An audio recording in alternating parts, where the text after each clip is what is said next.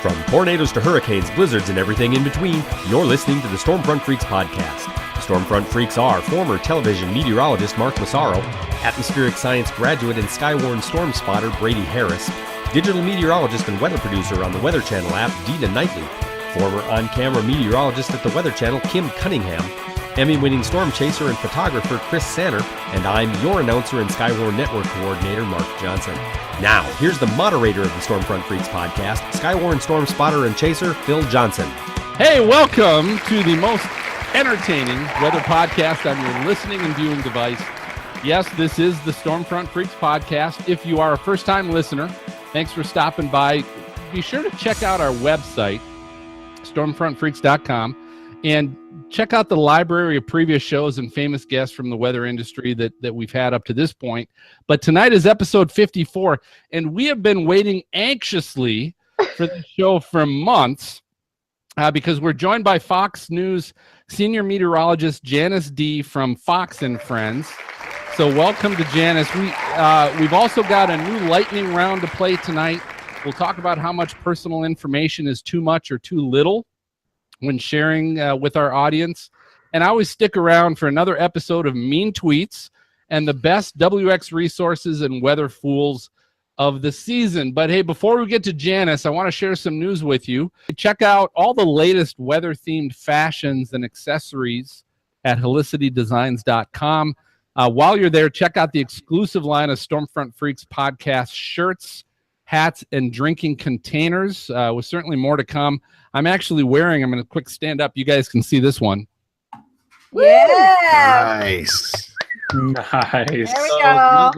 One of our logo shirts that they're doing, which is great because it wraps around the whole front of that. It's pretty cool. But what you can do for everybody, you can get a 5% discount on your entire order, not just the Stormfront Freaks merchandise, but everything they offer.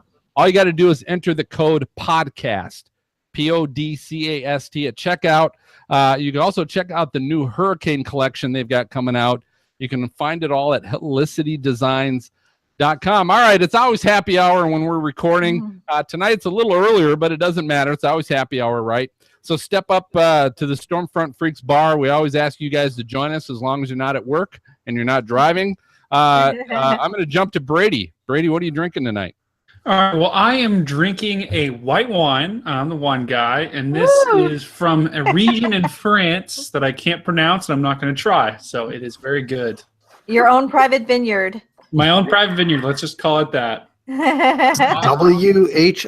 Did you say the wine guy? The wine guy. Just checking. Very good. Very good. All right, Maz, we'll jump to you. What are you drinking tonight? All right, so I've got my Stormfront Freaks cup that changes color when you put something cold in it. Yeah. Nice. Kind of white. Love that. That's because there's nothing in it, okay? I mean, I just got home and I'm like, are you kidding me? Oh, man. Anything. Where's my waitress? Waitress. Hey, during our break, we'll let you go and get something to Thank fill you. it up. All right, Kim, what are you drinking? Okay, remember I told you I'm on this low-carb diet? Yeah. I am, and I lost 4 pounds. But here's Good. my drink again. Oh. This is just club soda, vodka, and this time it's lemon slices, not raspberries. So something different, but refreshing. That's Good. low carb. I This miss is the the first beer time now. I think you have not had an IP. I'm know. missing my beer. I'm missing Wow. my IPAs. I'm missing them. I was You can have one. You can have one. That's in the budget. Well, once I have one now, stop. Yeah, anyway, that's me. Very good. All right, and then we'll finish, Dina, with you. What are you drinking tonight? I made You got a something drink special, just for right? Janice. It's called the Wonder Woman. All right. And I love this drink. I've made it a couple times. I tweeted the recipe. It's so good. It's What's real in it? fruity. It's got Midori melon liqueur, peach schnapps, cranberry juice, orange juice, and pineapple juice.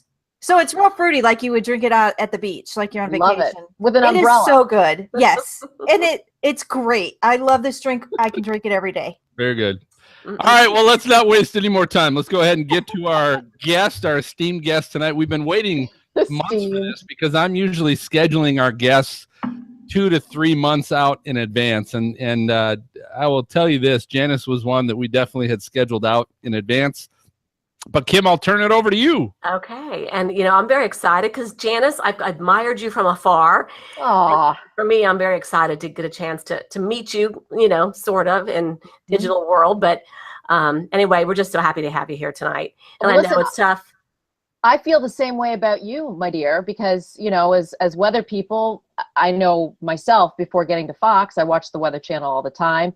And you were one of my favorites. So this is a big, love fest today. It is. About you. I love you, Janice. I love it. We love your energy, as I said on Twitter. It's like it's just wonderful. Anyway, so a little bit about Janice. If you guys didn't know, she's a native of Toronto and Ottawa, Ontario. She began her career working as a morning show host. Boy, you have been mornings for a long time. Yeah. And a reporter at an Ottawa-based radio station. I'm assuming it's Ches FM or no, it's Shay. Oh, excuse me. That's Shay. okay. Oui. Yes. Wow. It's Shay 106. But I don't fault you for that because any normal person would say it's like Ches. Totally normal. I love it. Okay. All right. So in 97, Janice became an on-camera weather forecaster at station CBOT. She became the news editor and an entertainment reporter for Imus in the morning, and then joined Fox Network in January of 2004. Right now, she's a senior meteorologist at Fox News and can be seen weekday mornings very early, sometimes at 5 a.m. or maybe even earlier on Fox and Friends, and was inducted. This is really cool. Not many people have been inducted into the Meteorologist Hall of Fame on January 1st, 2017 in Punxsutawney, Pennsylvania. Yeah. Yeah, woo! Also authored a series of children's books titled Freddie the Frogcaster. And I have to say, Janice, that I was excited about these children's books. And, anybody that has kids, there's a lot of, young meteorologists who have children. And I think this book is these are such great books. Tell us a little bit about what made you think about writing books. Was it because of your children or what got you started? And how did you come up with Freddie the Frogcaster? Well, when I started at Fox, we had someone there named John Kasich, who's actually the governor of Ohio. And he had a show on Fox News on the weekends, and he was a great guy. And when I first got there, I remember he had a book released. And he came up to me in the hallway, and he was like, Janice Dean, my girls are terrified of thunderstorms. You need to write a children's book series on thunderstorms or weather, because I think, kids are afraid of it. Right. I thought to myself, that is a good idea. Thanks for the idea. Yes. So John Kasich has been bothering me that he deserves like 20% of all the proceeds of Freddie. 20? That's a lot, right? Yeah. I don't know. Maybe the governor thing is not paying him well, but so I'll always be grateful for him because he put that light bulb in my head. But I didn't really start thinking about it until a few years later, when I really got serious about doing weather, because when I first started at Fox, I was, a weather forecaster. I didn't have the meteorology background, and I actually did it opposite to a lot of meteorologists. When I got to Fox and they said, will you do the weather? And I said yes, and I realized that this was going to be more of a career. I went back to school, and I did online courses with Mississippi State, which a lot of broadcasters do. It took me 3 years to complete the program, and then I applied for my AMS seal. So I wanted to get the background, the education background, before I started tackling all these other projects. So that was really important to me. And I will tell people, I tell kids when I go out to schools about writing books. I first approached HarperCollins. HarperCollins is a part of Fox News and part of the News Corp empire. And they liked the idea of weather books, but I had a couple of ideas that they didn't really like. So I got a rejection letter, a couple of them. Like, we like the idea of children's weather books, but we don't necessarily like your story ideas. And this first story idea was a child, a girl that was afraid of thunderstorms. So long story short, I found a publisher, Regnery Kids, that loved the idea and worked with me to find a character. I love frogs. I also read something that frogs are nature's natural weather forecasters. They will croak louder when they feel changes in the atmosphere. So I thought, my gosh, that's a no-brainer. And then I started thinking about, okay, well, when I first got to Fox, they called me a foxcaster. So I thought, okay, foxcaster, I can't do that. The groundhog is already taken. But I really love frogs. So I thought frogcaster. And then I started thinking about names like, I started with Al Croker, but Oh my god! I love it. but I knew that might not go over so well. So then I made the character into Sal Croker, and then still it didn't sound right. And then I went to Sally Croker and made her a female role model for Freddie. And she's sort of the, she's been at the Frog News Network for many years. So she's kind of the, the seasoned broadcaster, if you will, there, and very good at her job. So Freddie sort of, she takes Freddie under her wing. And I'm really proud of the books. There's 5 of them. We covered tornadoes, hurricanes, thunderstorms. I did a flash flood, and we did the big blizzard. And when I go out to schools, I mean, I'm sure you guys know this when you go out and talk to kids. Kids are excited talking about weather. They do. They love it. They love talking about the storm that went through their neighborhood when the power went out. And I think if you tap into that excitement, then you can take the scare out of potentially dangerous situations. So really proud of the Freddie series. And I'm in talks right now to start maybe a Freddie animation. So cross your fingers on that. All right. Great. Yeah, exciting. Wow. Sesame Street on line 1. Come on.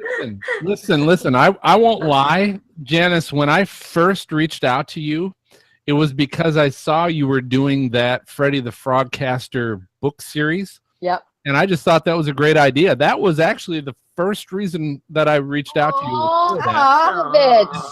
And I'll be honest, I I forgot that I was going to ask you, hey, can I get one of those books for my kids? Of course. Oh my gosh, I'll send you all books. Oh, I'll send you all books. The only thing is I need to have one of those fancy Stormfront t-shirts. I think we can Gotcha. probably work that out. Stormfront. I think so Deal. too. Yeah. And a cup Yeah. too. Design you up Okay. right now. We'll do I that. like it. Everybody gets Freddie. Freddie for everybody. I love it. Yeah.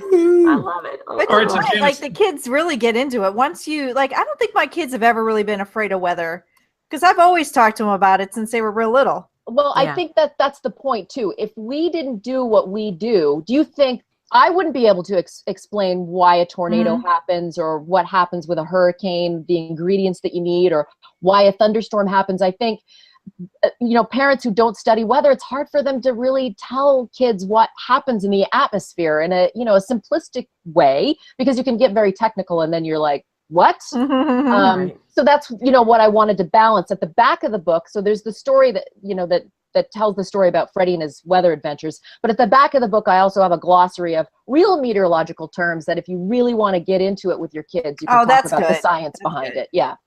Good. I Wasn't- quiz my kids too. Like if I see precipitation bouncing off the windshield, what is it? I quiz Nice. them. I quiz them. It's bouncing. What is it? I love it. I love Do you it. grade their papers then too? A little bit. Okay. A little bit. My kids don't care one bit. Cannot They be don't my care? kids. I'm sorry? They don't care about weather?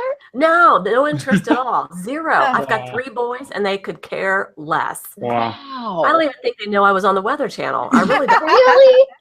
So I'm like, Wow. I can't believe Wow. it. Anyway. So Janice, that's a Sad. pretty good segue. So what got you interested in weather? Some people say it's when they were kids. Some people say it was a weather event. What kind of started your interest for this?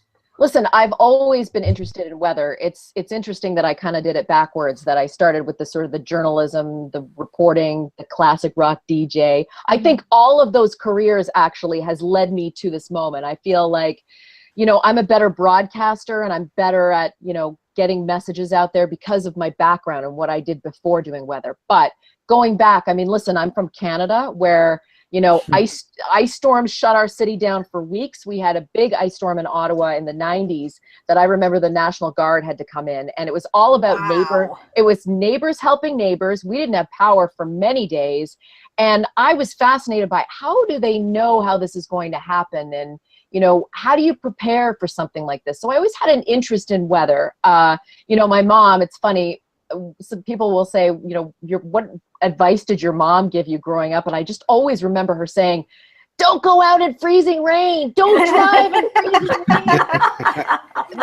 that was Ottawa. That was like crazy rain. It was like the big thing, and it really would coat highways and roadways and cause havoc. So the interest was there. It was always there. So when CBC back home, when I was DJing actually at the time, I did a lot of part-time television on the side, and the program director at CBC said to me, I would really love to get you into television some way. Have you ever done weather before? And I said, no. But back then, you just had to have a great personality, and they hired you, and you learned the trade while you were there. Nowadays, you can't do that. Unfortunately, you have to. And I agree, like the education is very important. But I still believe in that old school. You do the weather when the weather is nasty and you get your message across. But if the weather's great, let's have a good time, like let's have fun with it. Let's show cute puppies. Let's show cute puppies. And kittens. Don't forget the kittens. Come on. Cat video. Gotta have a cat video when it's sunny outside. That's right. So tell us about this Hall of Fame thing. That is so cool. Yeah. It's cool. I'll tell you, I had never done Groundhog Day in Punxsutawney. So first of all, it was a bucket list. It was a bucket list thing to do. A Groundhog Day with Bill Murray is one of maybe my top movie. I love that movie. I've seen it a million times. I had the VHS copy, and it's completely ruined because I watched it so much. So you always have that, that idea of what Punxsutawney is going to be like. So they contacted me. The Freddie series helped with that. Once the word got across that I was helping kids understand weather with these books, they got in touch with me and said, we really like the message that you're, bringing to kids, talking about school safety and weather and how we can prepare in advance. And we would love to nominate you for our Weathercasting Hall of Fame. And we've got some Weather Channel people there. I mean, Jim Cantori is there and Stephanie Abrams is there. So I was like, what? Are you sure? Are you talking to me? So it was an amazing moment because I got to be there for Groundhog Day, and then I got to be there for the big induction, and I brought my two sons with me and my husband. We shared that moment. We got to see this beautiful, amazing, adorable town, and we got to meet the groundhog, which it was an amazing moment. Now, do you have a good hat? I always have good hats. When you're in Punxsutawney, you need the crazy hat. When we were there, we bought several hats. And I'm addicted because I went online this year so that I would have a crazy hat to wear on Fox and Friends. We didn't get to go this year to Groundhog Day, but I want to go back next year. I'm an alumni now. Yes, that's nice. Yeah. So you got to meet Cantori, and you probably got to at least see him and see Jen Carfagna. Yeah, I love them. There, yeah. Yeah, I love Jen. I love Jim. They're both really cool people. Yeah, they're good people. Yeah, absolutely. Okay, so where do you go from where you're going? Like, what's next? What's the pinnacle? You're at the pinnacle, aren't you? I listen. I feel like I've been there for 15 years. I've been at Fox, and I was saying this today that. Listen, we're in this really weird political climate where it's like everybody is at each other and everybody's angry. And I'm really glad that I get to do the weather. Like there are times like today where I got into the weeds a little bit because sometimes I feel like I want to be neutral, but there are things out there that really bother me. And I'm like, sometimes I have an opinion and then I'll go back to the weather. I don't do it very often. I did that today. If you go on Twitter, you'll see what I posted, but I'm very grateful for the job that I do, and I love the place that I work. I mean, listen, people talk about Fox News and they say terrible things about us, but when you go there and you meet the people I work with, it's like a family. Honestly, the crew that I work with, I don't care who they voted for. I don't know who they voted for, but we work together well. And if you work mornings, it's very, you're up at 3 o'clock in the morning. It's a weird club that you're in. So you need people who have got your backs. And I feel that. I feel like this is the best job that I've ever had. I get it. I understand we're into this weirdness right now with everybody sort of at each other. And I hate that about what's going on. But I feel like weather brings everyone together. Everyone experiences the weather, right? So I feel lucky that, they go to me and I say I do fair and balanced weather. East Coast, West Coast, everywhere in between. It doesn't matter what part of you are, you can get hit by a tornado. That's right. That's exactly it. Yeah. All right. Hey, I've got a question for you. So you have a past with Imus in the morning. Oh. So here's my question. I want to know, what's the craziest story you got working in that jungle?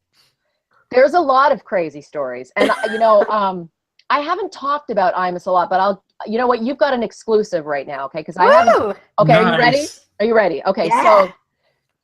so I am coming out with a book next year. I write children's books. Well, one of the editors at HarperCollins recently wrote me a couple of months ago, and he said, Janice Dean, I know you write children's weather books, but do you have an adult book in there somewhere, like a memoir? Because you've got all these things that have happened to you over the years. And, if you follow me, you know that I'm pretty open and honest about the journey that I've had. I've been diagnosed with MS for 13 years now. I have multiple sclerosis. And I'm pretty open about my, what I do outside of the weather and the experiences that I've had. I haven't really talked about Imus because Imus was a really difficult, challenging job. He wasn't a nice person, and he wasn't good to me either. So I did that job. That job actually brought me to New York, which I'm always grateful for. I mean, if I hadn't come to New York and done that job, I wouldn't have met my husband. I wouldn't have met my children. So I'm grateful for that. But it was an abusive job. He wasn't a nice person. And, the people that worked with him, some of them were great people. But it was a tough job. So having said that, I cover a lot of this in this book that I'm going to be publishing in April of next year. So I will tell you this, it was a challenging moment. I'm not sure why he didn't particularly like me and said a lot of mean, nasty things to me off camera and on camera. But I did write a chapter on it, and I promise to come back when it's out there, and I will, get right I want to read that. Yeah, me too. Because we've all, we've all been there, we've right? all had it. We've all Yeah, had we it. have. We've all had that one. Yeah. And And I listen, appreciate you being so honest, because sometimes you get people, and I'm not saying even on this podcast, but you get people on air that are like, oh, it was fine, it was good, and they water it down, and you just want to hear the truth. Listen, for many years I did that. For many years I didn't talk about it. And now I feel like there's an opportunity. We're into sort of this movement of being honest and saying, listen, calling out bad behavior. And I'm calling out the bad behavior. I mean, it was to the point where I had to leave, and thank goodness that Fox hired me, because it got me out of a pretty bad situation, unfortunately. Dina, which people on this podcast? I was looking right at you. I saw it. I'm like, hey, everywhere I move, she's when Janice said too that, we're in that climate where we are standing up for ourselves more. The great thing about this changing climate is that people are listening now. Yeah, it's true. It's not just complaining or trying to get help. No, it's that it's actually getting, we're actually moving forward. Yes. And listen, it is, there's a fine line we walk, because we're going to have bosses or people that bother us or do silly things or say stupid things. And that's just part of life. We have to deal with that. But then there are people who are abusive and mean and have no right to treat people that way. So I feel like we're living in a moment right now where people are being embraced for speaking their truth. And, I'm grateful for that. Listen, like I said, I'm grateful for the opportunity to come to New York, because I can't imagine my life the way it was, not having my children, not having my husband. But it was certainly a difficult time. Not to bring the room down. I'm sorry. Yeah, no. Wait a minute. Let me fill my drink. It's Phil's fault. Really. Yeah, it is Phil's fault. Come on. No. This was one of the rules we went over. You can't bring the room down, Phil. Come on. Let me change it up. I'm going to change it up. So why did you move to the States, and why did you want to get out of Canada so bad? That's what I want to know. Oh A. my gosh. You got to say A, though. A. See, this podcast, it's only an hour, and I feel like I have all these stories to tell you. So I moved out of New York, or rather, I moved out of Canada originally to follow a boy to Houston, an ex-boyfriend. So I moved to Houston. I have dual citizenship. My father was American. I was able, he moved to Canada, met my mom, gave up his U.S. citizenship, but back in the 80s with the free trade agreement, he had an ability to actually get back his U.S. citizenship, and in turn doing that, his kids were able to become dual citizens. So I'm very grateful for that, because I wouldn't be here without that, I don't think. So I moved to Houston for a number of years. I did radio and television there. The relationship didn't work out. I moved back to Canada for less than a year, and that's when a coworker of mine came up with the IMUS job and said, oh, you'd be really good at this. And on paper, it was a perfect job for me. It had radio, it had television, it had news. And so that's how I moved to New York. But yeah, I've been in the States now probably most of my adult life. Janice, I could have told you Canada to Texas, it's not going to work out. Truth. Yeah, and listen, you know what? I met some of the best friends that I have in my life in Houston, Texas. So, you know, Houston served its purpose of, I was able to build my career, and I was also able to meet some great, fabulous friends. And I'm still in touch with the ex-boyfriend. Wow. Now, that's actually a pretty good segue into my question. So I've seen you've covered Harvey, Irma, Sandy, Irene, Earl, Katrina. Do you like hurricanes more than other storms? And B, what was your favorite or least favorite, and why? Listen, hurricanes are like, you know, take out the devastation that what happens with the hurricanes. But hurricanes are like a storyline. You know, in the cable news business, you know, we do the weather report. We get like a minute if we're lucky, sometimes a minute 30. But when we have a big weather story, that is our time to really, you know, get out there and warn the public. And with hurricanes, it's like an unfolding story that can go many days, 5, 7, 10 days, right? Mm-hmm. So I feel like with hurricanes, there's more of a preparation plan. There's more of an ability to warn people in advance. You know, obviously with tornadoes, you do the best you can.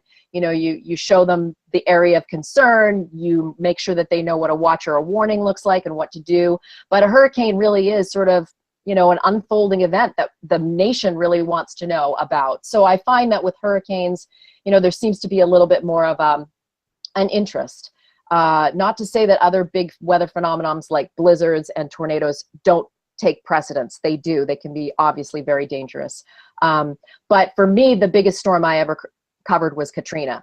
However, I will say this, that with the information coming out about Maria having reportedly, sad. Oh my gosh, man. It's devastating. So I think to myself, if it's true and over 4,000 people died in Hurricane Maria, then that has to be the biggest tragedy that I've ever covered. Definitely. Yeah. And it's so sad because, you know, some of that was preventable. Yeah, absolutely. So Hurricane Sandy was a big one too. Big one for me because I was the first official broadcaster that went on the air to tell people that it was making its curve towards the Northeast. The Euro many days out was showing the scenario where it was going into the Northeast, but the GFS and the other computer models weren't quite there. But the day that all of the computer models and the cone of uncertainty started to go towards the Northeast, it came out right before the 11 a.m. advisory. I had an 11:30 coming up on Fox, and I called our executive producer and said, we have to go on air and you have to do a Fox News alert because there's the potential of this to, you know, do incredible damage to the Northeast, including New York City. So it's on record that I was the first national meteorologist to go on. Bam! Wait a minute. I think I was. Hang on a second. Let's do it. Let's go. But I'm sure the Weather Channel was all over it, but for cable news, for the national weather, it was a big deal. And I took a lot of flack for that as overhyping and scare tactics and screaming. They always say that, though. I know they do, and I always say I'd rather people be over-prepared than under-prepared. I'd rather tell people and get them mad at me that I got the wrong forecast than have people unprepared and not knowing what to do. So, Janice, are you, because you're animated right now, are you, when you get excited, like you're like, hey, Sandy's coming, you know, or, I mean, do you consider yourself above average? I'm definitely above average. You have to be, yeah. I think I've always been like that. I think, you know, I do think that's part of my personality. I think you could ask my kids and I'm like, you know, get your clothes on! But I've always been like that. So, but I feel like it's important. And like I said, I would rather get people listening to the television because there's so much noise out there. And if I can do that, I'll take the flack of people being angry if I get the forecast wrong or what have you. But Sandy was an important one. Yeah. Janice, do you get an amount of time that you want for situations like that, or do they dictate how much time you get? No, hurricanes, they are pretty good about giving me a lot of time. During normal weather segments, I wish I had a little more time, but when it's important, and like I've been there for so long that they know that if I say to them, you have to give me more time to warn people, they do it. Yeah. What's the most time you've been given? Oh my gosh. Well, usually if there's breaking news and I'm on with Shepard Smith, it's just him and I sometimes. I mean, when we were going through the hurricane season of 2004, 2005, it was just him and I. You know, it literally was. Like, and then if we had a reporter on scene, we would go. So there's been cases where I've probably been on the air nonstop, maybe, 20, 25 minutes. Wow. Yeah. That's incredible. Yeah, that's good. Yeah. All right, so Janice, one of the last questions. Yeah. Do you prefer Janice Dean, the weather machine, or Janice Dean, the weather queen? Oh. Those are two good ones, Brady. I may have not come up with those, but that's okay. That's okay. I like Weather Machine because I talk about Shepard Smith. He was the one that came up with that. When I first started at Fox, he was doing rehearsals with me before I went on air with Fox. And he's so funny. I mean, if you ever watch him, he's the smartest guy I know. He's so brilliant. You can always tell his wheels are turning. So I'm in the studio with him, and he's like, Janice Dean, Janice Dean, Janice Dean, Janice Dean, the weather machine. So I was like, okay, I will own that. And it's stuck ever since. And who knew that would be on the cover of like children's books? It's fantastic. wow, that's awesome. Yeah. Very good, very good. Hey, Janice, tell all our listeners, viewers, how can they find you on social media? Oh my goodness! At Janice Dean is the Twitter. Instagram is Janice Dean FNC, and then it's Janice Dean on Facebook. Yeah. Okay, so you have a Facebook account, huh? I do. Yeah. A lot of people are ditching that. I'm considering it. And I understand it. I get it. It's crazy. I totally understand it. Yeah. All right, well, hey, let's do this. It is time for our lightning round. This is our game show of brilliant questions for our guests. We always invite everybody to play along. Tonight, we are going to play Name That Tune. So here's what we're going to do, Janice. I want to find out, first off, we're going to let everybody play along, including our freaks. What we will do is this. You need to tell me, I'm going to give you three options. We're going to either be in 70s rock, 80s heavy metal, or 90s old school hip hop. You got to tell me which of those three areas you want to play Name That Tune in. Okay. And then what we'll do is I'm going to give you play a little clip of a song, give you an opportunity to name that tune. If you can't, I'm going to turn it over to freaks to give them an opportunity to name it. And we'll kind of sort of keep score, I guess, in the process a little bit. So you tell me, what do you want? 70s rock, 80s heavy metal, or 90s hip hop? 80s heavy metal. That's real. I'm glad you picked that because that's what I was hoping you got the 80s. Man, I'm getting old.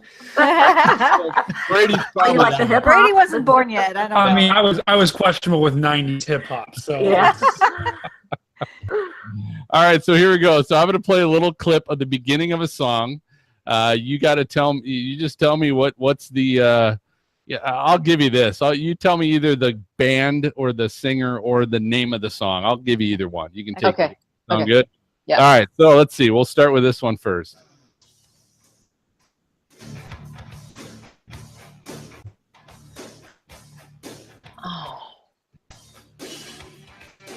Oh. Okay. Let it go a little longer. I can barely hear it. I know, it's hard to hear. Is it hard to hear? I'll Yeah. turn it up a little bit here. That's better. Oh, man.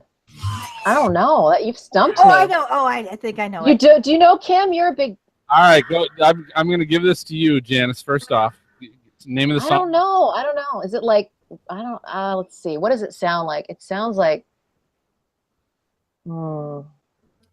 Okay. I don't know. Scorpions?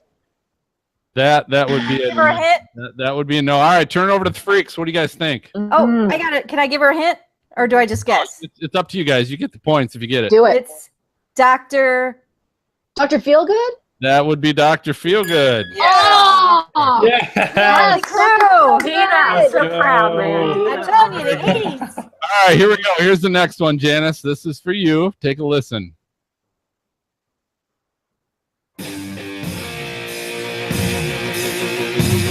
Running with the devil! Woo! What was it? Running with the devil. Running with the devil. No, Is it right? Oh. it's not. I'm turning over to the freaks. It was close, but what do you Oh guys? my God! What? I need more. Play 10 Yeah, seconds play it more. again, Play it again.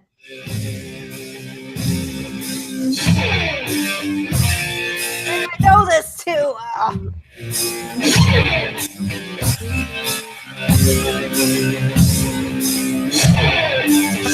Black Knights. That sounds like a heavy metal. No. Yeah, I don't know. Dang it! I think I even have this on my iPad. I feel like I know it, but I don't What know is it?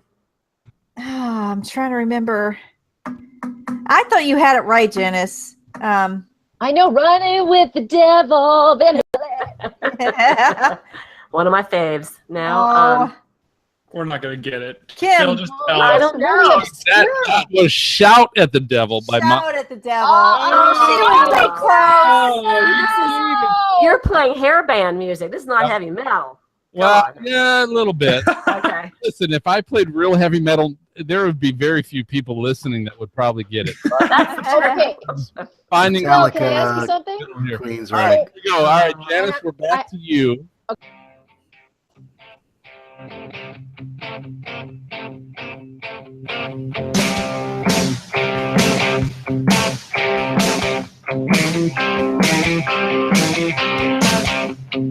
Oh man. All right, you figure it out. I'll give you that. What do you get? What do you think? Ugh. That one's hard. It's the I tip know of it's my tongue hard. too. I should have picked 70s classic rock. I probably would have done better than that. No, I can't. I don't know. That's like saying I should have stayed in Houston. Is it the All right, I'm going to turn it over to the freaks. You guys have any guess on what that was? Georgia Satellites? Nope. No, Oh. no. It sounds like it. Devils. I don't know. No. That was, Running with the devil. It's like that Oh, song was Great White, Once Bitten, Twice. White yes! Snake. Once. Oh. Yeah, baby. Yeah. Now, Oh, you it's good. other folks, you guys better get this one. All right. Janice, I'm going to start with you. Okay, you get a chance to listen first.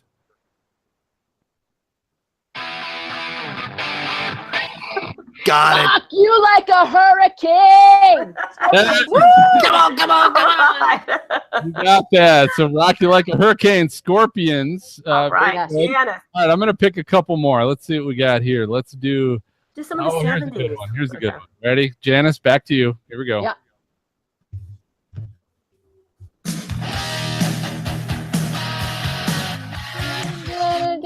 Got it. Round and round. Is that Rat? That is correct. Nice.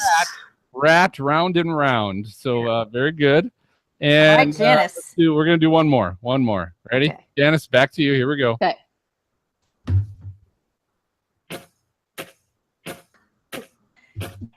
Oh, okay. Mm. AC/DC. That was Thunderstruck. very good. Back in No, the Back in Black. You guys Back are in all Black. wrong. Even I know that. Come on. I know. It took us we know It'll take it. me a second. I think I was hoping he was going to do that one because that's a classic Met song. Who gets the point for that, Phil? I think I do. I don't know. Janice got it. She said AC/DC. And all I said was you had to pick either the name of the song or the band, and she got those. So very good, Janice. Well done. All right. Woo.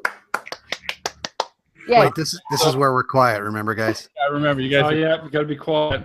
Anyway, great job, Janice. You did a wonderful job on that. Very good. So let's do this. Hey, Brady, I got a question for you. Yep. Shoot, Phil. All right. So what are you doing Saturday, October 27th? I think I'm not doing anything that day. Carving Play with pumpkins. kittens. Well, I'll tell you what. Now would be the time to make plans to attend the first ever Mid-Atlantic ChaserCon, which is at the Science Museum of Virginia in Richmond. Storm chasers and weather freaks like us, you're going to love the lineup of speakers. It includes former guests on our show. You guys might have heard of Catherine Prosiv. Mm-hmm. Oh, yeah.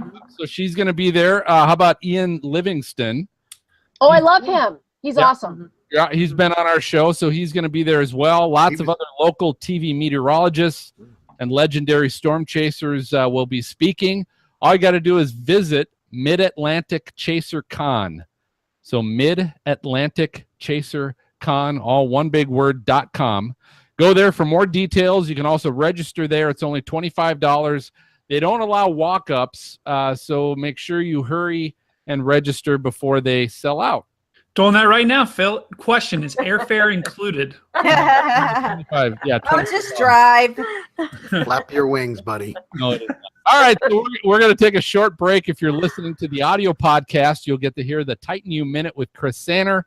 But stay right here. We'll be back with Janice and the Freaks to talk about how much personal information we're willing to share with our listeners and viewers. And you'll also hear our recent edition of Mean Tweets read by Janice.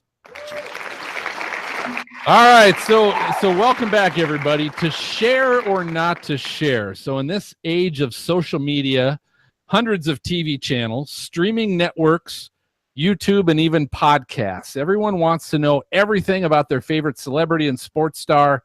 The ones that share more personal information seem to kind of be the ones that get the most followers and build their celebrity status even further. But it's important to show everyone that we're real people too, right? But how personal should we really be getting? And I say we, because not for me by any stretch of the imagination, but we've got obviously a number of people on our panel here of co-hosts, as well as Janice that's with us, Janice Dean from Fox News. So Maz, I'm going to jump to you first. Now, your time in TV, social media probably wasn't at the point that it is now as well, but obviously what you're saying is we didn't have it, right? You could say there was no Twitter back then. I remember back in the day. All right, so I'll say that, but we'll start there as a good starting point, Maz. What because you were local TV, what were you comfortable, and did you ever really share anything about yourself through any kind of outlet from a family or a personal side of things, or were you always business? No, I want to say, I think it was the last station I was at, which was in Cincinnati. They asked us to answer these questions, and they would put things like, what's your favorite restaurant? What's your favorite whatever, favorite quote, favorite book, that type of thing.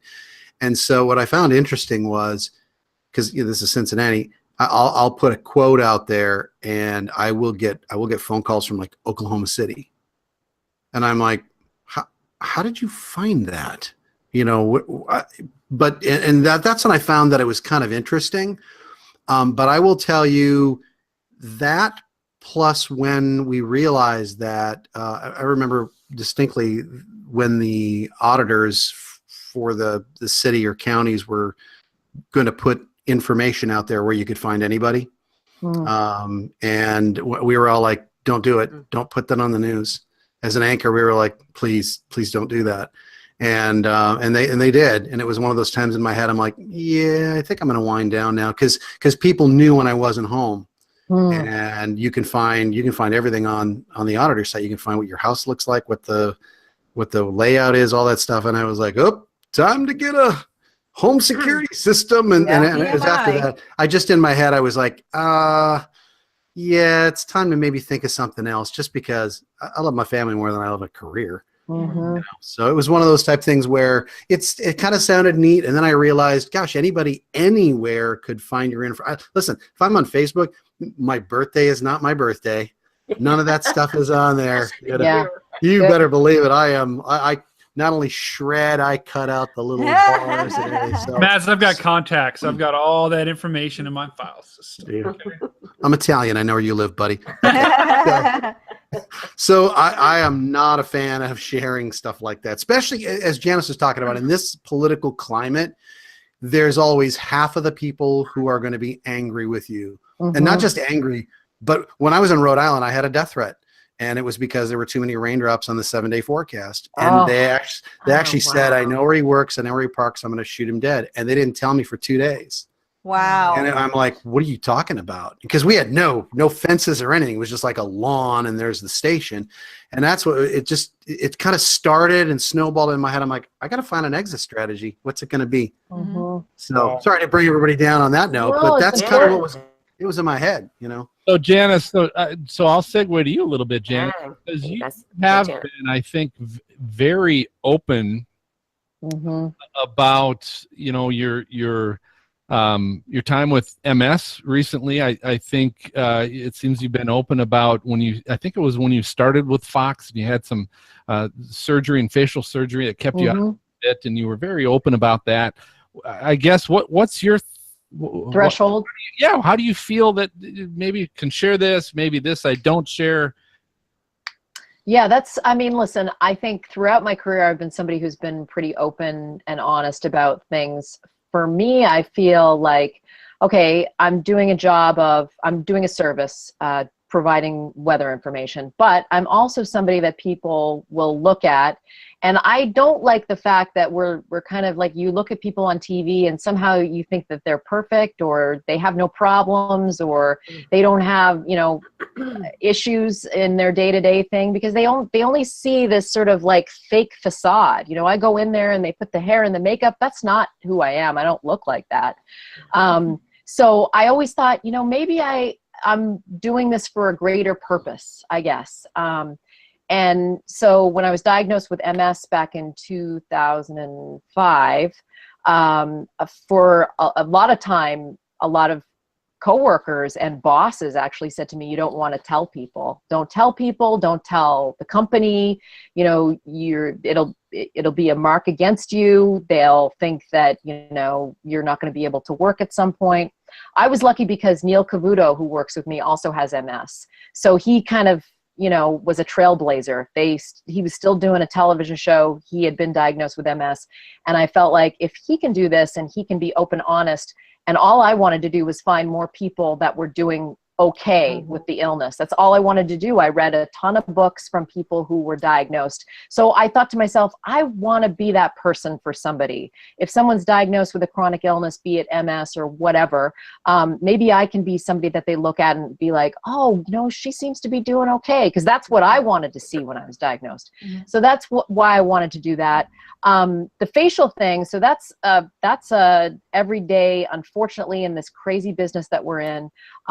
You know, especially for women, getting older is not necessarily a good thing in television. You know, like men, unfortunately for you guys, you can be sort of distinguished and have the gray hair and the wrinkles and look still okay. But for women, we are scrutinized.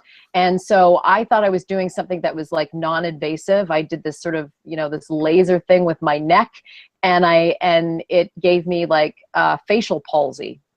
And I was off work for a few months, and people started writing in like, where is she? Is it her MS? And I was, you know, terrified, and I was scared, and I was ashamed. It brought up all these things like, why am I doing this to myself? What kind of business do I think that I need to be in to do this kind of work? And we put so much pressure on ourselves, and I thought it was important to share that with people. And man, I had a lot of people saying, why are you doing that? And I because I'm a real person, because I have these things, and I work in an industry where aging is not accepted, unfortunately, in some cases. I want to age gracefully. But I thought it was important to share that. And I've had more women and their daughters, and even, you know, young men come up to me and say, my mom thinks you're so great. Like, you know, you're a good role model. So for me, that kind of stuff is important. When it comes to my kids, I've only recently brought them on to Fox and Friends because they're old enough to say that they want to be on television. You know, when they weren't old enough to say, Mommy, I want to do this, I never brought them on TV. I didn't post their pictures. And my husband is still very protective. I don't do a whole lot of it. But they, very recently they came on to do Cooking with Friends. They wanted to do a segment on pizza bagels because that's what I make a lot of. And my husband was okay with it because I asked both of them. I said, do you want to do this? Are you okay with this? And they said, yeah, we want to do it. So that's where I still am nervous about posting pictures of my kids. My husband prefers that I don't do it as much, and I totally respect that. But of course, you're worried about your privacy. You're worried about your kids. It's this crazy environment that we live in. But like I have a home protection service. I have home security. When I lived in Houston, I had a home invasion and I was at home at the time. So, I've lived through a lot of scary things. But then the other side of me is, you know what? We can't be scared all the time. I can't live my life in fear. I can't be constantly worried about my children. I have to believe that there are more good people out there than bad people. So that's how I deal with that stuff. When it comes to me, I'm kind of an open book. I'll tell people whatever they want to know, whether they like it or not. It's the privacy thing and the home security and my kids. That's an important part of it. Kim, what was your comfort level? And Maz, did you have something to add there? Yeah, I was a little unclear. Did she call us distinguished or extinguished? Distinguished. Okay. I was just checking. Kim, where's your comfort level? Similar to Janice, actually. I went through some health issues too. I had thyroid cancer. I had melanoma skin cancer. I also have a child with Down syndrome. So while I wanted to keep maybe names private, especially of my kids, I talked about, him having Down syndrome, mainly because I felt like, and Janice, I know you felt this way too, and Maz maybe, that, people are watching us. If we can get the word out, if we can be an advocate and maybe get people aware of some of these things, that, we're in a situation where maybe we can do that. And I felt that way with thyroid cancer when I went through it. For the same thing, I was gone for 6 months. People wanted to know where I was. So I was open about it. They wanted to know why I breathe. Like somebody wrote into the Weather just mean tweets and said, what is wrong with Kim? She breathes heavy. What is, it's terrible, It's like, well, because I have one vocal cord that works. So, you almost feel like you have to get that out there too, but definitely don't show pictures of the kids. That there was, I wouldn't do that part of it. But I felt like if I could be an advocate, if I could get people to be aware of these things, that I'm okay with sharing that stuff. It doesn't bother me one bit, one bit at all. If I can help somebody, I feel like that's if your reason to be through this, right? I went through this horrible thing. Yep. If I can help somebody, but it almost makes it so that's where I stood with it. Yeah, it connects you too. It connects you like nothing else. You're doing this job for a reason, to connect with people, to make people feel safe. But I also feel you're also doing a service of just connecting, a person to person. That's really important. Yeah. And I feel like if you are a little bit more personal about some of these things, they feel more connected to you. Yeah. And they feel like they can trust you more. And that's important in our field, because when you're telling somebody to get to your basement because of the tornado, if they don't trust you, they feel like you're this cold person that is fake. It doesn't have any problems. They're probably not going to listen to you as much as if they feel like they've gotten to know a little bit about you. So, and I think it's part of that, being real. People are used to seeing you on TV or hearing you, whatever the case is. Not having that connection, I think, really helps people go, all right, you have the same dirty toilet that I have, and you have the same dirty toilet. Nobody sees that. That's right. You have the same laundry that I have to wash. That's right. Yeah, you're a person just like I am, and I think that does help. And Kim, I think that was a good point. That helps me to go, okay, you're real. I can trust you, as opposed to you're this entity on the screen. There's no connection there. So, and Dina and I have totally different laundry. I'm just saying. Right now. Oh my gosh! I hope You've seen each other's laundry? Well, I don't want to say anything. Whoa! Well, I'll say this. He sends me pictures. God. Okay. Wait, no, I do not. I'm kidding. All right, we'll keep moving forward here on that note. Let us know what you guys think about that. Should we be more open? Should we be careful with how much we're sharing about personal lives? Email us at questions@stormfrontfreaks.com or find us on Twitter or Facebook and tag us your thoughts so we can share that on the next show. All right, time now before Janice leaves for good old mean tweets. And I'll tell you what, we have scoured Twitter. And before today, I really had to scour Twitter for some stupid people making stupid responses to our guests. And until today, Janice, thank you. Yeah, no problem. And Did it all for you. All for you. in the footsteps of Jimmy Kimmel, we're going to have Janice read them live and get her reaction. But Janice did take one for the team today and made a Twitter comment that brought all the good old stupid trolls out. So, Janice, I'm going to have you open the list of mean tweets, and I'm going to give it to you. Okay, here we go. So yeah, normally it is about weather and cute dogs and cats and, people doing good things. And today, the reason why I got the mean tweets was the Samantha Bee comment. I'm sure you've all heard of it.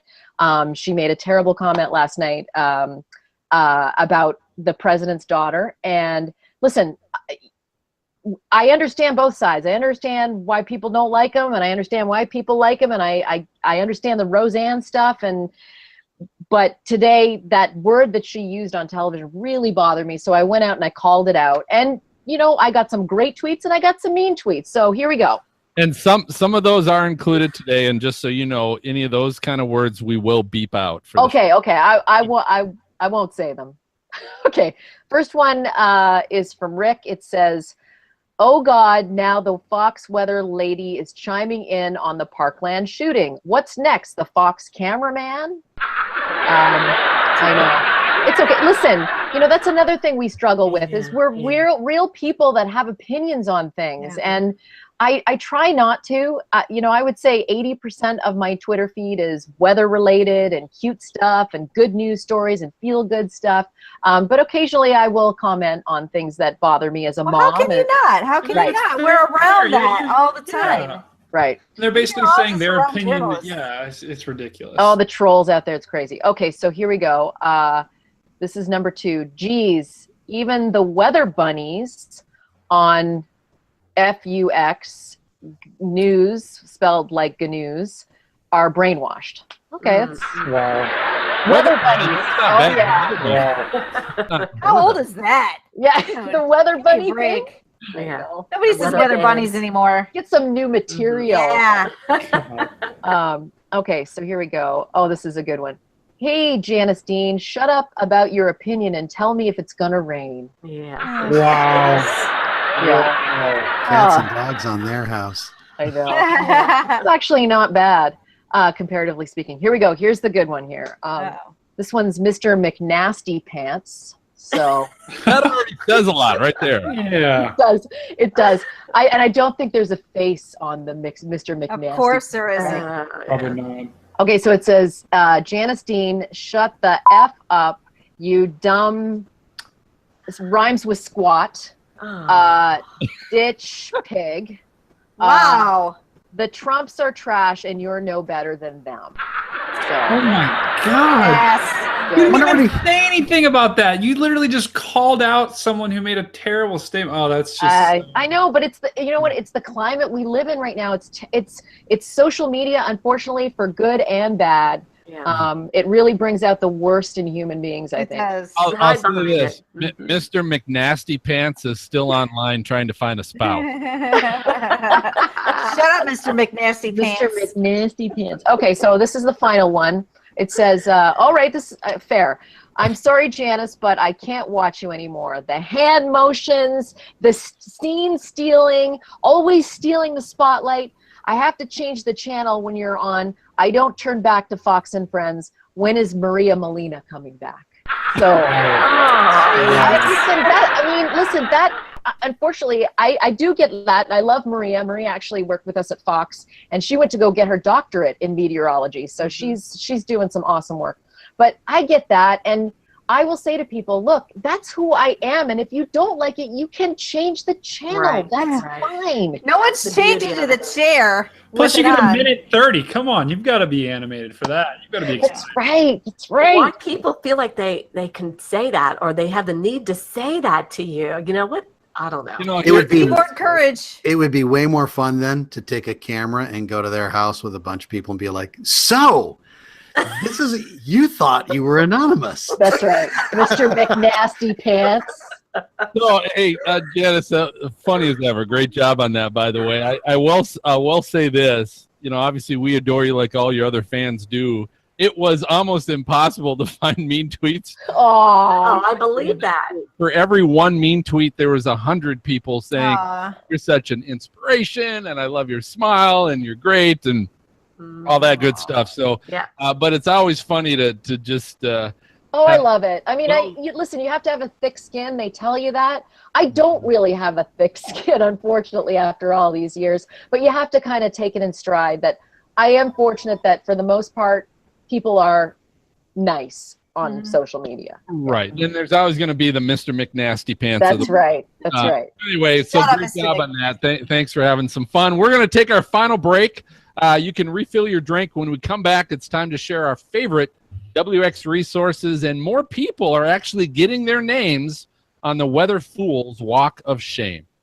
All right, so I think that just about does it for this episode of Stormfront Freaks podcast. Thanks for listening and watching. Before I share the secret of our next guest, or in this case, guests, if you enjoy our show, please do us a favor. Please leave us a great review on your podcast app. If you would, just take the time as you're listening or after you listen, jump on your phone and just leave us a great review. We'd love it if you'd also let us know what you like most about it while you're doing it. That's great. And don't forget to subscribe to the show by hitting your podcast app subscribe button. It works just like a magazine or newspaper subscription. All it does is when you hit that, it assures the latest show gets delivered right to your podcast inbox, and listen the moment that it gets released. So a special thanks to our guest, Janice Dean. Awesome job tonight. And our next episode, so in 2 weeks, we'll be recording on June 14th with our first, this is the first time ever on the show for 2 years, 54 episodes. We're going to have our first emergency manager ever on the show. We have Ashley Morris from Texas. She's also the co-host on the Carolina Weather Group podcast. And along with her, we're going to have meteorologist Tom Jenkins from the Oregon Department of Forestry. And so what the heck do those two have in common? They're actually going to be on to talk about VOST groups. I don't know if you guys have ever heard of VOST, VOST groups. I found out about this a few months ago, and I just thought it was a great thing to learn more about. But what it is, it's utilizing social media during disasters to better coordinate rescues and aid when you're not there on site. So you can be off-site using social media, helping to direct other people to where people need help and everything else. If you'd like to watch the recording live at our normal time, so our co-hosts here, we've gone a couple weeks, a couple shows in a row of being a little earlier, but our normal time is 9 p.m. Eastern, 8 p.m. Central. Check out our YouTube channel. All you got to do, jump on YouTube, search Stormfront Freaks. So it's not at noon next time? Is that what you're saying? No, we're not. We're I not. was taking a full day. I scheduled a day off on that day because it was a noon. Good for you. That's keep it. I don't okay. get up at this point. So for MJ and Maz and Brady and Kim and Dina, I'm going to go ahead and signal the all clear, and we will catch you next time. Bye, everyone. Bye. Thank you for listening to the Stormfront Freaks All podcast. right. To subscribe and be notified when new episodes of our bi-weekly show are available, you can go to Apple Podcasts on iTunes, Google Play, or your favorite podcast app and search for Stormfront Freaks. If you would like to contact us with questions or make comments about the show, shoot us an email to questions@stormfrontfreaks.com or follow us on Twitter @StormfrontFreak. We'd love to hear from you. For show notes, additional information about this episode, as well as past and upcoming shows, videos, photos, and more, visit our website at stormfrontfreaks.com. While you're there, check out the interactive radar provided by our friends at zoomradar.com. And don't forget to follow us on Facebook at facebook.com/stormfrontfreaks. Join us next time and tell a friend about the Stormfront Freaks podcast. Wow.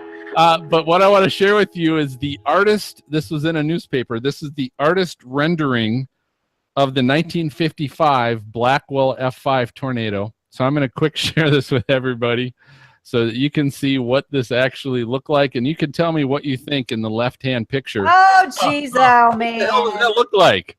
Oh, come on. What were they thinking? Oh, my. They even got like, oh, my God. They even did like the detail. Oh, Yeah. jeez. We've shared images. Somebody's lonely. I have no idea what you're all talking about.